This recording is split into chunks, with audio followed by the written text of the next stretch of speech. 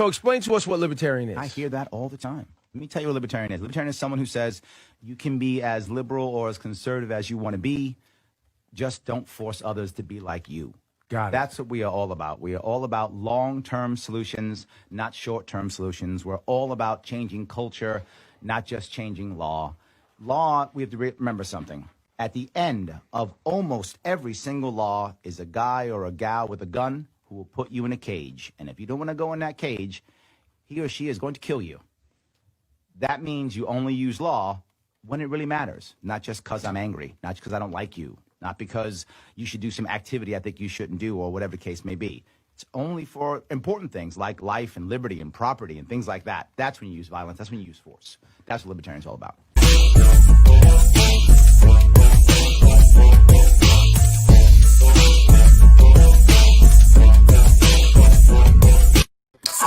Welcome to Libertarians Drinking Coffee Live. Yes, the brand is strong. And of course, I am so happy you are here because there are literally hundreds of libertarians running across this country trying to make impact in their local communities, trying to build out this infrastructure that is the liberty movement. I'm so glad you are watching. And if you're watching, get others to watch. Like, comment, share. I bug you every time. I'm still bugging you. Why aren't you commenting? Why aren't you liking? Why aren't you sharing? I know these two men here are very good-looking men. I get it. You're mesmerized by our good looks. I understand that. Break yourself and now go out there, like, comment, and share. It does matter. I am very lucky today. I have with me the man himself from the great state of Illinois. I did not say Illinois. Illinois. I did absolutely say it correctly. The man himself, Ian Peak. How are you, sir? Real well. Thanks for asking, and thanks for having me. Of course. No, I'm very happy that you're here. For more information on that man, go to the super cool website, peakliberty.com. Come on, you can't beat that. It's like you were born for this. I love it. So I got to ask you, Ian, why are you deciding to run, and why now, and why State House? Why I decided to run is because had I not thrown my hat in the race, at the time, when I decided to run, we didn't think there was going to be anyone else on the ballot besides the Republican candidate. Ah, okay.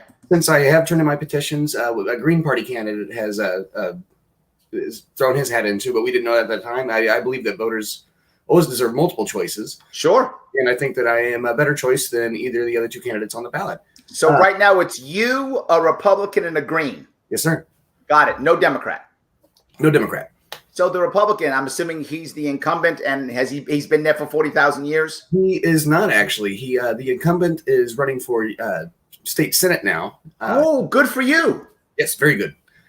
Why I've decided to run now is because in Illinois, ballot access is such a huge uphill battle for libertarians, third parties, and independents. Yep. But with in the wake of the pandemic, they significantly reduced the ballot access requirements for these people.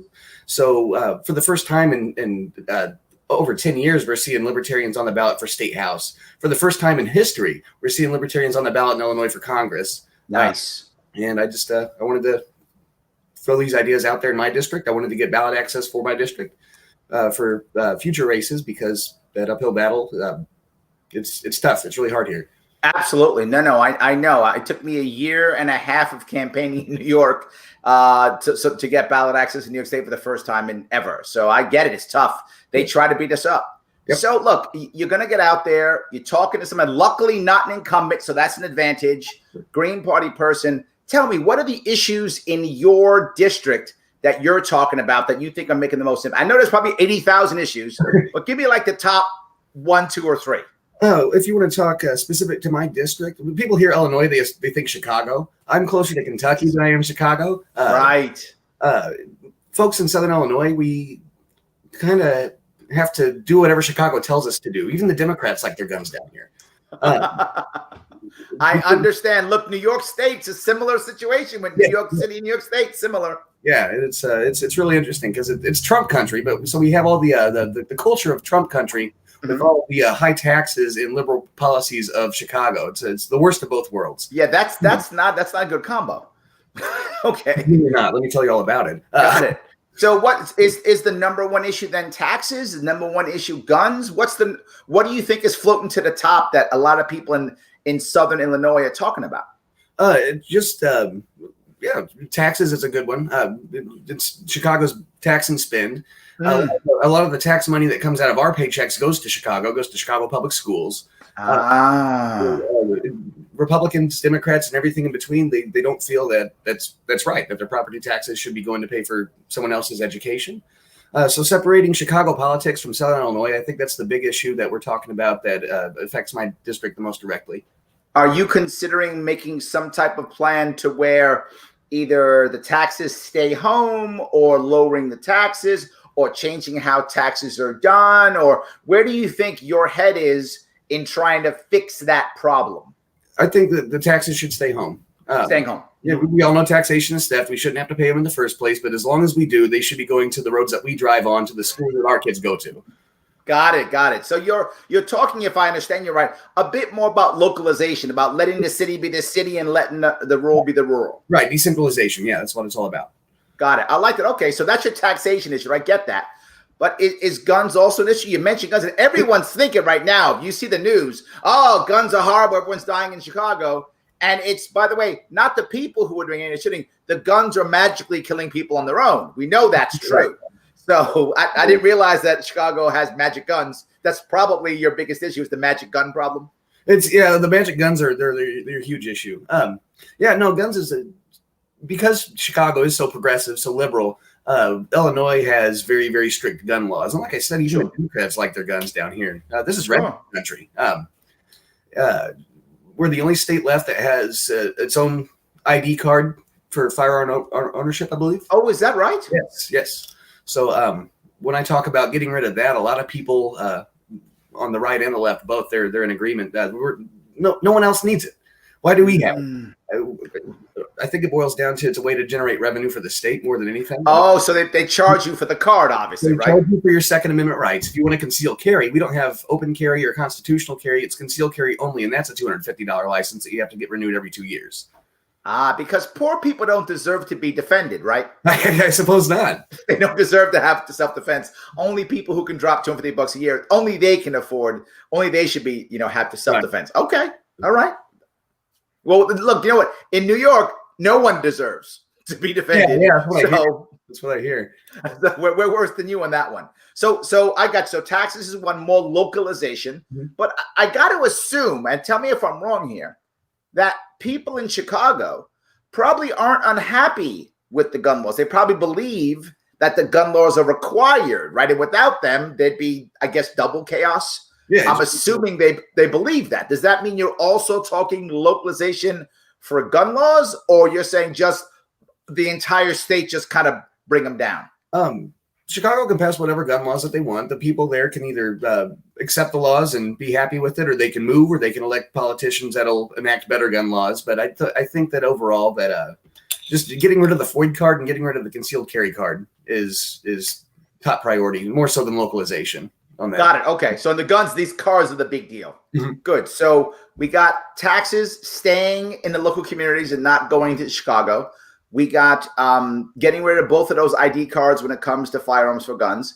Do we have a third issue you've been talking about? The pension crisis. I know that. Yes. Keep going. Talk to me. I don't use the word crisis lightly. We have $140 billion in unfunded pension liability. This is money that we've owed, that we've promised to people that we don't have.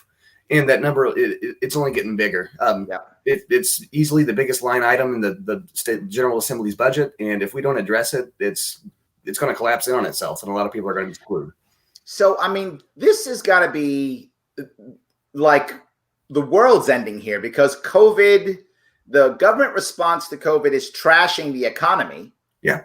So now you have less of a tax base, right? More people who are going to retire early. More people who depend personally on the pensions that they assumed were coming to them now, right? So much of that happening now. And you're going to be saying, hey, we got to fix it. That's got to make people afraid. I know in New York, I had a similar issue. I was just $400 billion. So same worry. And the answer that I had, believe it or not, that I had then was, a way of phasing it out over the course of about 6 to 8 years with negotiating in payments. That was my plan before. I've since changed because now, since I didn't win the election, it's worse, and the COVID response has been so bad. And we're going to have New York is going to have about a $60 to $70 billion deficit this year. Wow. So we're not even going to be able to pay anything. We're going to be cutting left and right. So I've actually come up with the idea of using a local cryptocurrency to start paying off debt so that we can then begin to fix everything and then still be able to renegotiate the pensions out. In fact, maybe even paying pensions in the cryptocurrency so that people who aren't in New York anymore, I'm sure Illinois probably has a similar issue where people leave the state. Yes. We have a massive exodus. We're going to be losing 2 Congress people this year so that even they be paid in cryptocurrency, forcing them to put cash back into the state. That's really cool. That's a really cool idea. I like that. But where's your head on this? I mean, it's a massive problem, and I don't even know if my situation is going to work. I'm just saying I'm coming up with stuff. And, it's taken us a long time to get to where we're at, and it's going to take us a long time to get out of it. But the plan that I'm proposing is that, well, I think that we're morally and contractually obligated to pay someone what we've told them that they would. If you contract for 40 years, then, and you've been promised this and you're counting on it to pull the rug out from underneath them, I don't think it's right. But I think that giving folks the option to buy their pension, whatever they paid into it, whatever they're owed, let them buy it out at 60%, one lump sum today. We save a lot of money in the long run. Not everyone's going to want that. Some people are going to want the whole, their whole pension, and that's fine. But folks that are looking to buy a house or looking to get out of debt, that's a huge opportunity for them. For new employees, instead of a pension, we should adopt a model like we see in the private sector all the time, a 401k, an IRA, health savings account, whole life insurance, all the other retirement benefits that we see in the private sector all the time. I firmly believe that the taxpayers shouldn't have to fund your retirement, no matter how good of a postal worker you were. Yes. No, I'm with you.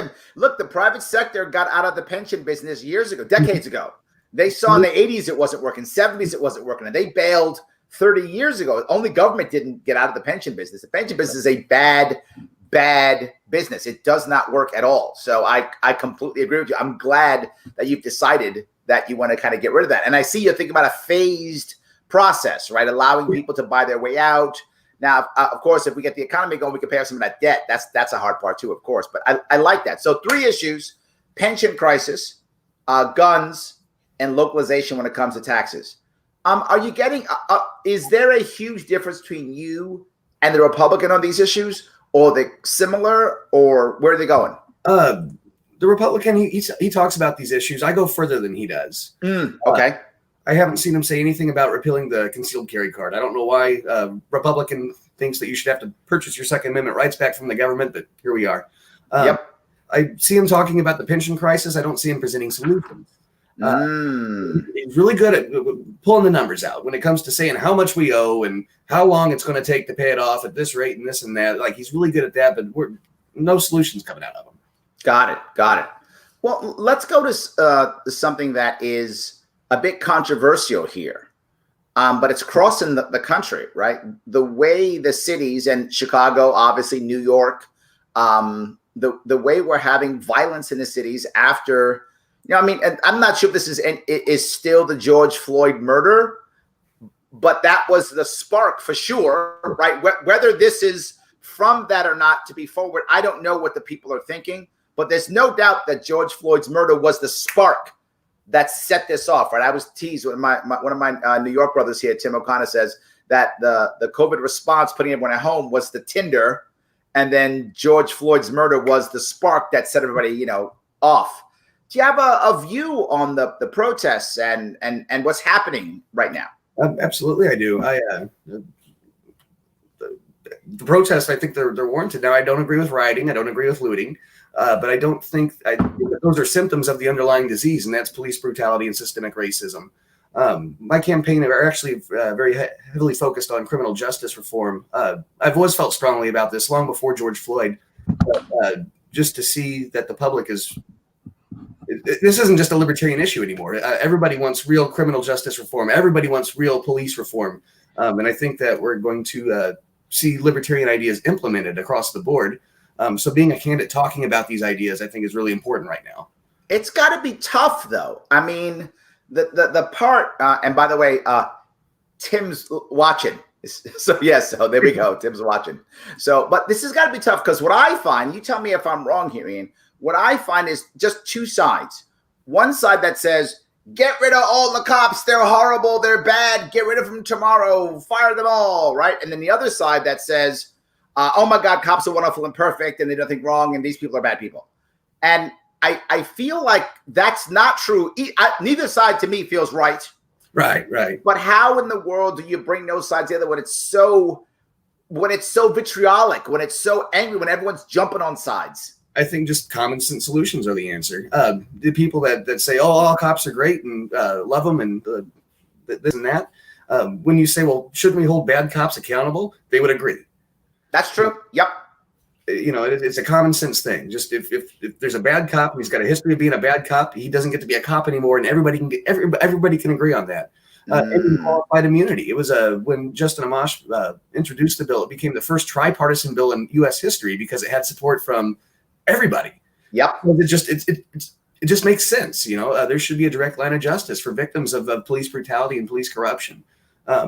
And it doesn't punish the good cops for anything. The good cops are still completely unaffected by it. But now we have a method for rooting out these bad cops. So you're talking about a systematic change that focuses on bad behavior.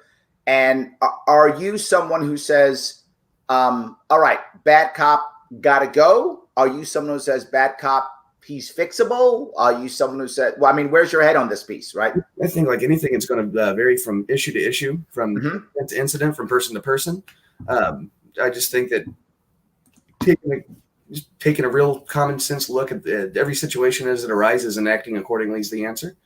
And then I also think that ending the drug war, getting rid of some of these victimless crime. I don't even like the term victimless crime. I don't believe in a victimless crime. Let's call them a non-crime. Getting rid of the non-crime. And that cuts down on the interaction between peaceful citizens and police. I've always thought that, and you tell me, I mean, you live in Illinois, so you tell me if I'm wrong here. I've always thought when people say, look at all the violence prior to COVID, right? Not COVID's a whole different monster. Prior to COVID, all the violence in Chicago, my response was always the same. It's the government's fault, particularly federal government. They would say, what? How is the federal government's fault for all the violence in Chicago? I said, well, there's a war on drugs, right? And when there's a war on drugs, usually what happens is there's like two mobs, right? One part is the other part of the city. And there's a line between they draw up their territory lines. And the only time you find violence is when either side crosses that border. Otherwise, there's very little violence. It's business getting done as usual. Well, the federal government's been so good, the DEA, FBI, in infiltrating all the Chicago gangs that now all the gangs have broken up. And so now they don't trust each other anymore. So it's basically block to block to block. You've just gone from one border to 300 borders. So now instead of 2 border wars, you have 300 border wars. So you've broken up the gangs with maintaining the war on drugs, and you've then created more violence because you won't end the war on drugs. Yes, and just like we saw with alcohol prohibition in the 20s, we learned that it was an utter failure. It only took us, 4 years? And the funny thing is nobody's shooting anybody. Like Walmart isn't going to war with the gas station that's at war with the liquor store because they all sell the alcohol and everybody makes money and everybody has access to this wonderful gift that God gave us. There we go.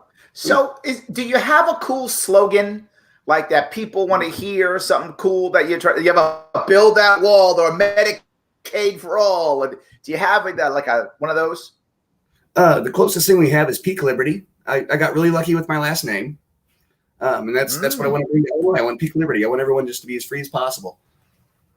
I like that. Peak Liberty. So should that be the hashtag that we use? And is that the cool thing now? Yeah, let's do that. There we go. That's the new one. I love it. I think it's amazing. So I guess the harder question, though, while this is wonderful, and I love what you're saying, how are we going to make impact, man? I mean, you can see, I think there are 3 things that are kind of against us. One of them is that, People for Peak, James came up. Look at that. Come on.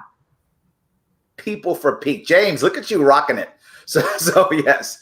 No, I think there are a couple things that are affecting us. Number one, obviously, is COVID and the fear that people have, the world's ending, right? I can't go out. So now we can't go off and do the handshaking and kissing babies that we used to do. That goes away. So that's a problem. But there's another problem, which is people are afraid. Trump is going to kill us or Biden's going to kill us, right? That's the thing. Oh, my God, I got to vote for my guy. And the third part is they often take that down ballot, right? They say, I have to support Biden or I have to support Trump. Therefore, I have to vote for their people on the ballot, too. So it affects you, even though, and I don't mean to talk so much about my race, but our states are so similar, right? Sure, yeah. So in my race, I had people who were like, Larry, I have to support Trump. I was running in 2018 and it was a state race. And I'm like, why are you supporting Trump when it's 20? Support him in 2016 or 2020. You're supporting him in 2018. So that's the stuff I dealt with. How do we handle those issues that are going to be hitting us? Well, I think the way we make impact is since we can't go out in public, since we can't knock on doors. In Illinois, the governor's been really, really strict on what's allowed and what's not, and this and that during all this. Social media is the big thing. Sure. To that end, we've got a rock solid social media team that's been really helpful. And just using social media to be accessible as a candidate. Sure. Yeah, if someone's got questions, if somebody wants to reach out to the campaign, just being able to respond to those as honestly and quickly as possible, and which I feel that we've done a pretty good job of. No, I love the idea that you're saying that you can take the idea of not being able to go out and connect and instead say, you know what? Now I'm actually even more accessible, but it's just via electronics versus going out there and shaking hands and kissing babies. Right. I'm actually more accessible. If you reach out to me, you'll respond. So I guess it means you're saying you're responding on Facebook, you're responding on Twitter, that type of thing. One of my supporters set up a discussion group, and he was nice enough to even invite me to be in it. Very good. Yes. So I had some good interactions there. A lot of people have messaged about my campaign page. A lot of people have found my personal Facebook page and gotten a hold of me there. And people are receptive. I think that they are not used to just being able to shoot a message to someone that they've never met and ask them questions about their political beliefs and this and yes. that. But the amount of times I get a note from someone that says, I know you'll never read this. Yeah. Like every week someone actually writes that. I know you'll never read this, but this is the reason why I'm mad at you, or this is the reason why I love you, or this is the reason why I don't care about you, or whatever. But they say that. And sometimes I don't read it, to be forward. A lot of messages come in. Sometimes my team responds. Sometimes I respond. But I try to be as good as you. I'm not as good as you, Ian.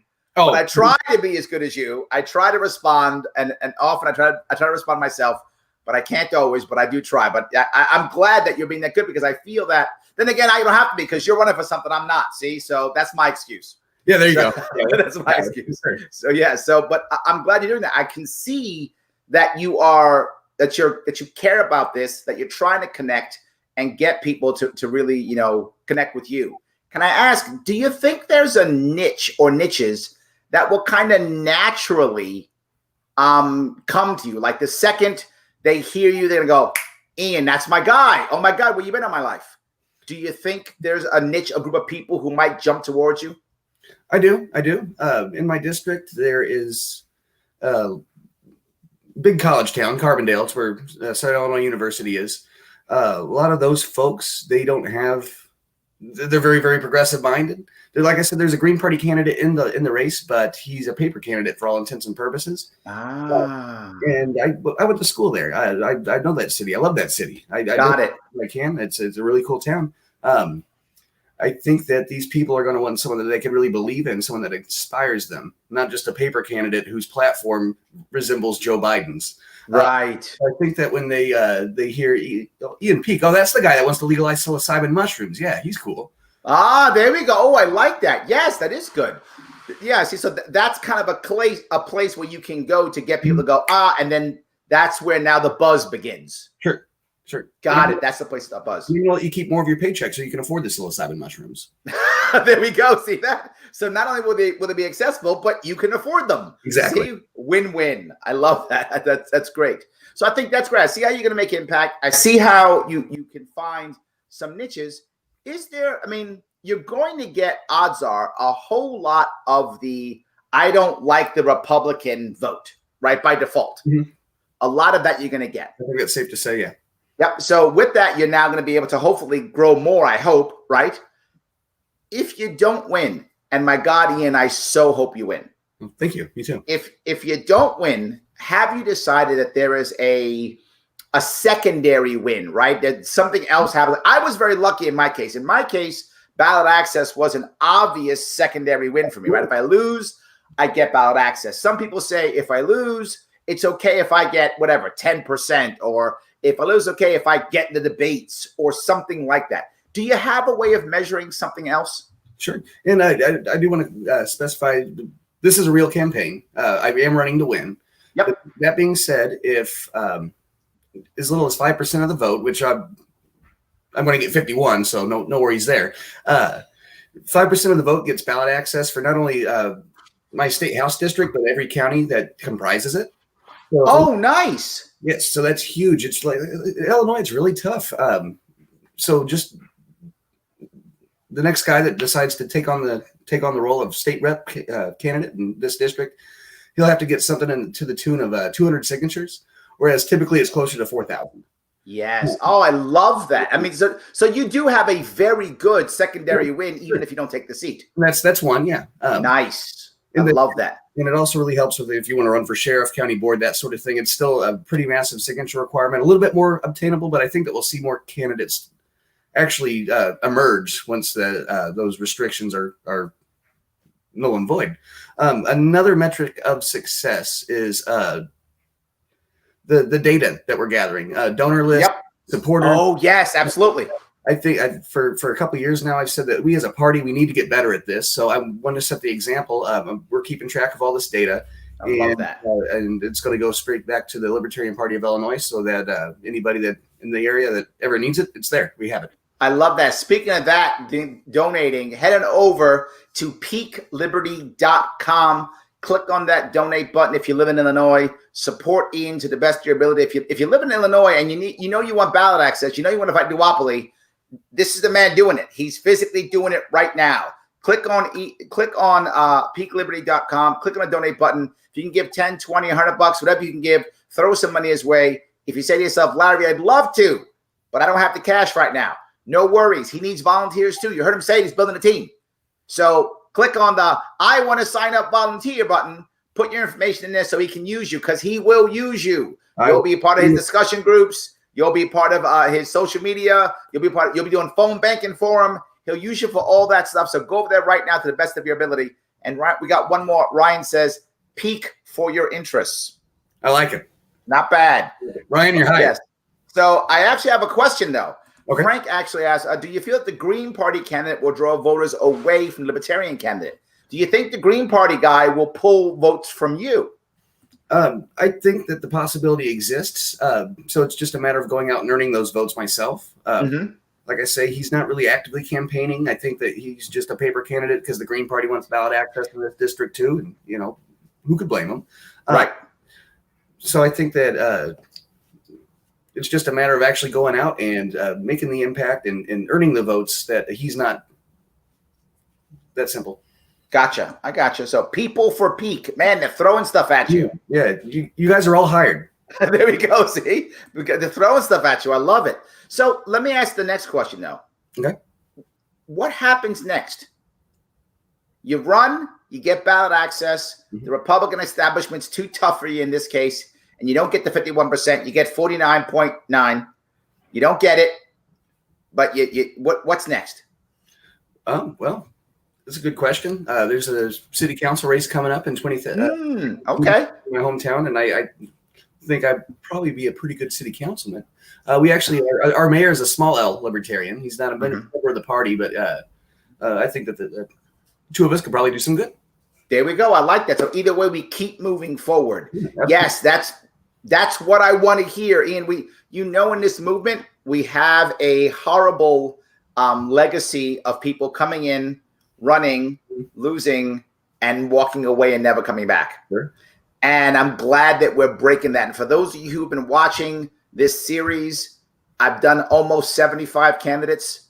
And you see that there are so many of us out there rocking and rolling, doing the work that Ian's doing, building infrastructure, building this movement out, getting some wins, and prepping us for the future. I'm so happy this is happening. Ian, is there something that you want to bring up before we wrap this up? Taxation is theft. There we go. It's said. It is a done deal. So guys, please, if you can, head on over, as I said, peakliberty.com. If you can support him, please do so. If you're in Illinois, why wouldn't you? Oh my God, why wouldn't you? If you're in his district, show up for him. He needs you. If you're out of his district, show up online for him. It does matter. We need to make this work.